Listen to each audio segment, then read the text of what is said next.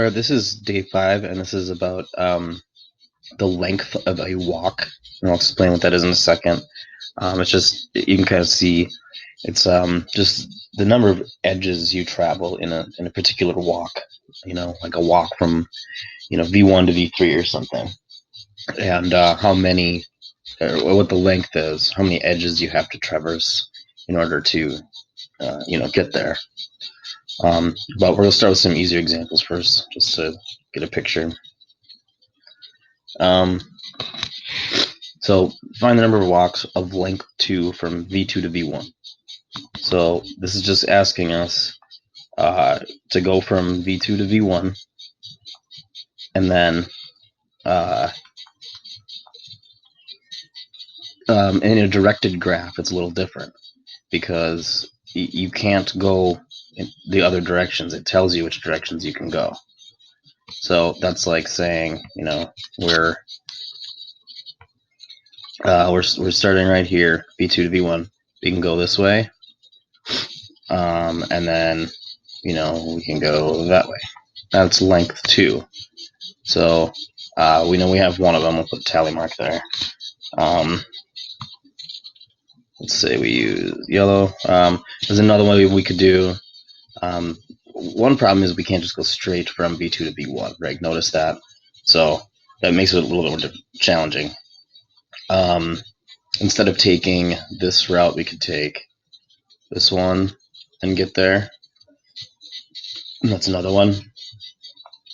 And it's really all we have. Like, if we decided to do a loop first, and then try and get there, we can't, because we'll only end up at V3 if it's just a length 2 walk.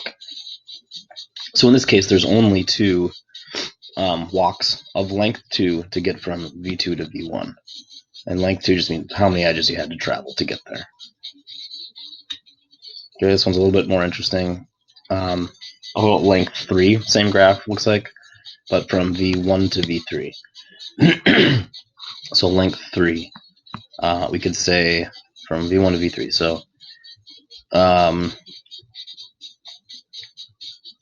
notice that if we started at V1, and you see this edge right here goes both directions. So we could go, 1, 2, right back, and then 3, and we ended up at V3. That counts. So that would be one of them. You could go 1,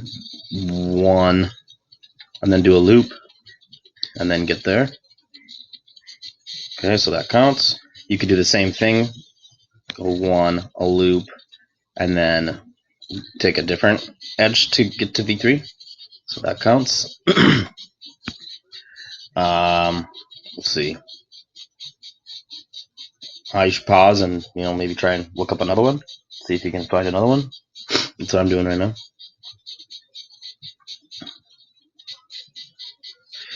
One problem that you'll notice right away, or hopefully, is that if you go from V1 to V3, you're stuck. So if this is your first move, you're kind of stuck because you can't go anywhere other than back to V1, and then now you've used 2 edges, so your third edge has to just go straight back. So we basically can eliminate going to the right at all. Then if we go down, we can hit the loop. We already did that twice, so let's just try not. So if we go down, another possibility would be to go take this path to 3, but now we've used 2 edges. We only have one more edge left to use. There's nowhere to go. There's nowhere to go. We can't go back. We wouldn't end up at 3 anyway. We can't go back this way. We wouldn't end up at 3 anyway. So we've pretty much exhausted all of the possibilities. So there are only 3 walks of length 3 from V1 to V3. So the problem with this is in an undirected graph, this gets a little bit messy, because you just have so many more options. So we actually do have a method, and we can look at this first if we want, just to see what I'm talking about. But if I wanted a walk of length 3 from V1 to V3, I could go, E1, E2, E3. I could go E2, E1, E3. I could go E1, E1, E3, E2, E2, E3. I could go E1, E4, and then a loop. I could go E2, E4, a loop. I could go,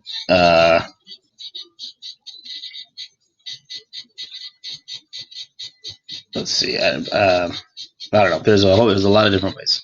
So what's an easier way to do is to write the adjacency matrix first, because something magic can happen. If you notice in the adjacency matrix, you're just counting the edges from one to another. So V1 does not go to itself because there's no loop. V1 does go to V2, and then there are actually two edges that go there, edge 1 and edge 2. And V1 does go to V3 once. There's one edge. V2 does not go to itself, or it does go to V1, and then V2 does not go to itself, and V2 does go to V3. V3 to V1, there's 1. V3 to V2, there's 1. And then V3 to itself, there's also 1. Okay, and if you notice, so these are just the edges. But this also means these are walks of that length, of length just 1. So we just call this adjacency matrix.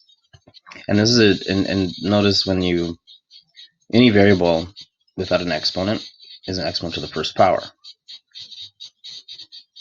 Okay, what this can mean to us is that the power of the matrix, so it just starts off as the first power, represents the number of walks from one vertex to another for that element in the matrix of that length. How many walks there are of that length.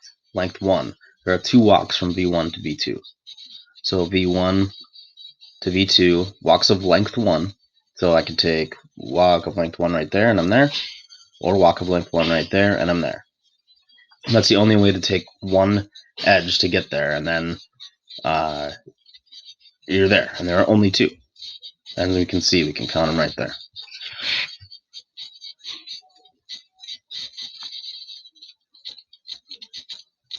So I'm gonna pause and make sure these numbers are all good. But what this isn't getting to is, if you raise the power of the matrix, now you're talking about how many walks of that length, the power's length, there are from one vertex to another. So if you raise it to the second power, you're talking about the number of walks of length 2. Okay, so this is the correct matrix when you raise a to the second power.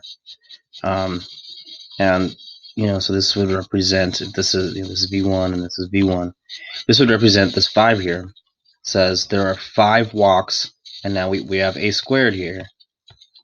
This is what a squared is.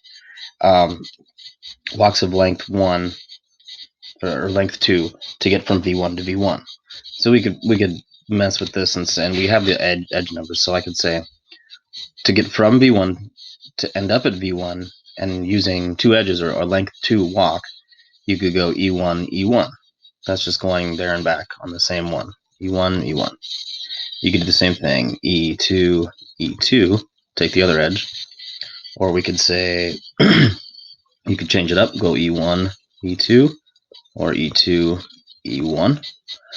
And then we've exhausted all the possibilities of using these 2 edges to get from V1 to V1. But we could also use edge 3, go down and back. And that would be E3, E3, and then there are no other walks of length 2, because if you go anywhere else, you're not going to be able to get back in just 2 steps. So that's all of them. And notice there's 5.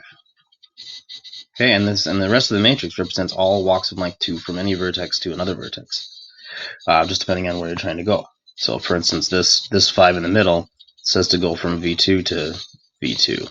And you could count those out. You could write all the edges down, all the possibilities.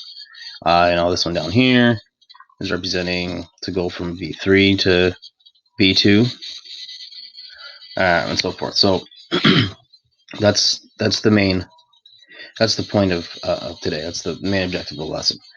To be able to write an adjacency matrix and then know that if you can raise the power of that matrix, that's representing the elements in that new matrix represents all of the walks of length, whatever power you raise to go from one vertex to another.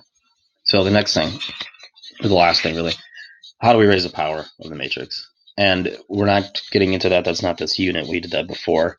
It's matrix multiplication. And we don't really need to waste our time. We'll just use technology. I just Googled matrix calculator, and I ended up on some website called matrixcalc.org, and I just messed with that. I don't believe Desmos uses matrices. You can probably make it work. I just don't have experience with it. But matrixcalc.org. I just input the stuff in the matrix, and then there's a raise to the power of 2 button. There are I'm sure other calculator ways to calculate it using really any website that has a matrix calculator on it. And so you just raise it to the power once you input your data. Okay, well, that's the main thing.